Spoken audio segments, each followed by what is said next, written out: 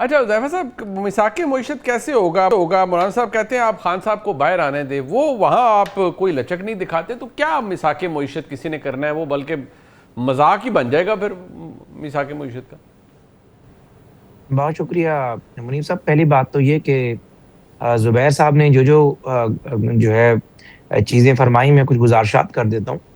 पहली बात तो ये है कि मैक्रो इंडिकेटर्स के हवाले से मैंने कभी नहीं कहा कि जनवरी फरवरी में चीज़ें ठीक हो गई थी।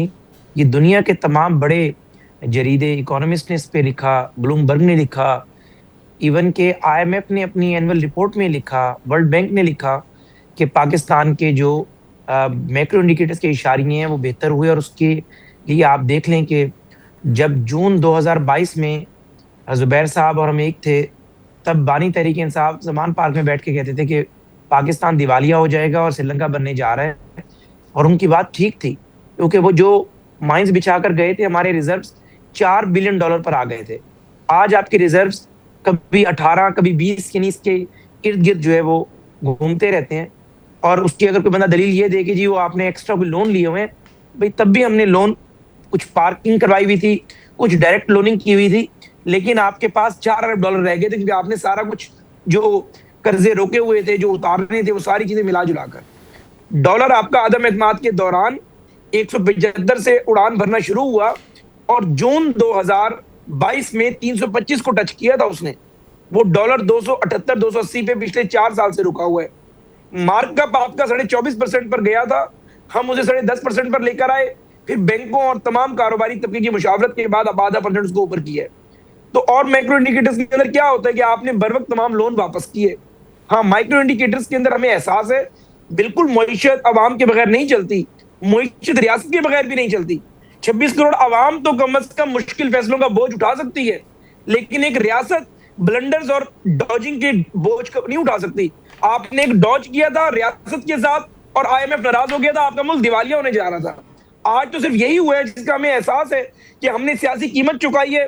पंजाब की सबसे बड़ी जमात, सबसे पॉपुलर जमात, मुल्क की बड़ी जमातों में शुमार होते हैं, उसके बावजूद हमारा वोट बैंक कम हुआ, क्योंकि हमने अवाम पर महंगाई का बोझ डाला उस आईएमएफ को मनाने के लिए, जिस आईएमएफ को बानी तहरीक इंसाफ ने नाराज किया और मईशत की आपकी जो है जड़ें जो है वो हिलाकर रख दी थी। अच्छा अब मैं वो बात ठीक है, बट जी जी मैं आ रहा हूं आपके सवाल पे आ रहा हूं। मैं कोई सवाल खाऊंगा नहीं, मैं पूरी प्रोफेशनल ऑनेस्टी का मुजाहरा करूंगा। दूसरी बात आपने फजलुर रहमान साहब की। फजलुर रहमान साहब हमारे बुजुर्ग हैं, उनकी ज़हरा आज वो मेज की दूसरी साइड पर बैठे हुए हैं, वो ज़हरा वही बात कर रहे हैं जो बात हुकूमत के लिए और कुछ क्वार्टर्स के लिए नाकाबिले कबूल है, क्योंकि वो एक गैर आईनी बात कर रहे हैं। एक शख्स जिसे अदालतों ने सजा दी है, तो क्या मुफ्ती महमूद साहब रहमतुल्लाह अलैह मरहूम कभी उन्होंने ये बात की थी कि जुल्फकार अली भुट्टो को फांसी ना दी जाए 109 में, उनको मुल्क बचाने की खातिर रिहा कर दिया जाए? तो इसी तरीके से बानी तहरीक इंसाफ को अदालतों ने सजा दी है। अगर 16 एमपीओ में दफा 144 में अंदर है, तो उन्हें मैं समझता हूं कि मगरिब की अजान से पहले छोड़ देना चाहिए। लेकिन अगर वो एक तोशा खाना की वो चोरी जो वो मानता है, वो ये नहीं कहता मैंने चोरी नहीं की, वो ये कहता है मैंने छोटी चोरी की है, जिसने बड़ी चोरी की उसे भी पकड़ लाओ। यानी एक बंदा मर्डर में सजाए मौत की सजा काट रहा है, वो कह रहा है कि मैंने एक मर्डर किया, मुझे सजाए मौत दी, 100 मर्डर वाला आजाद फिर रहा है।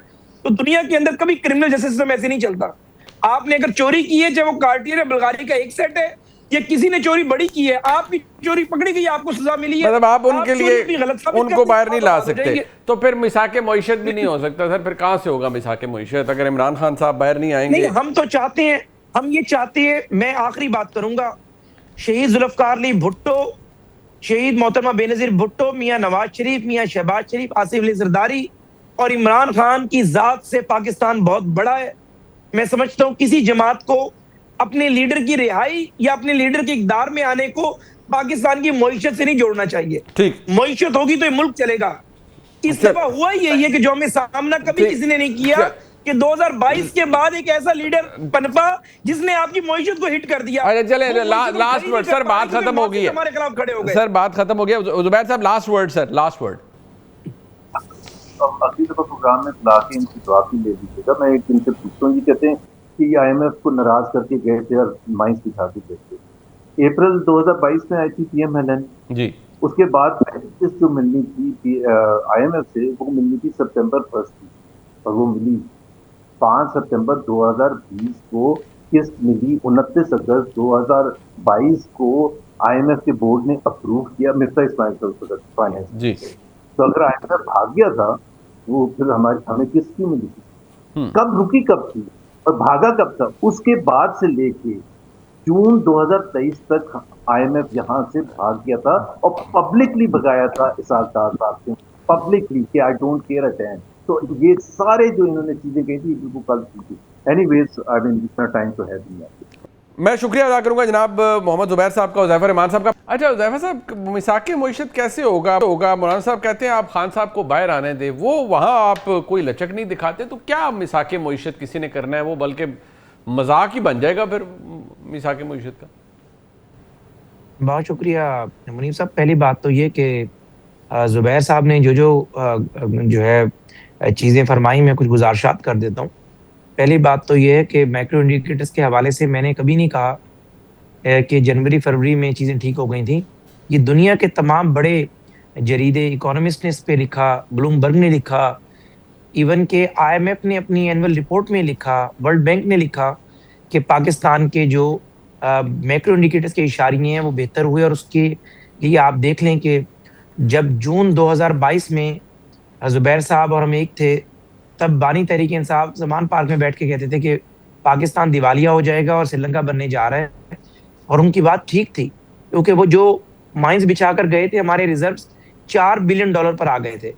अच्छा हुज़ैफा साहब, मिसाक मईशत कैसे होगा?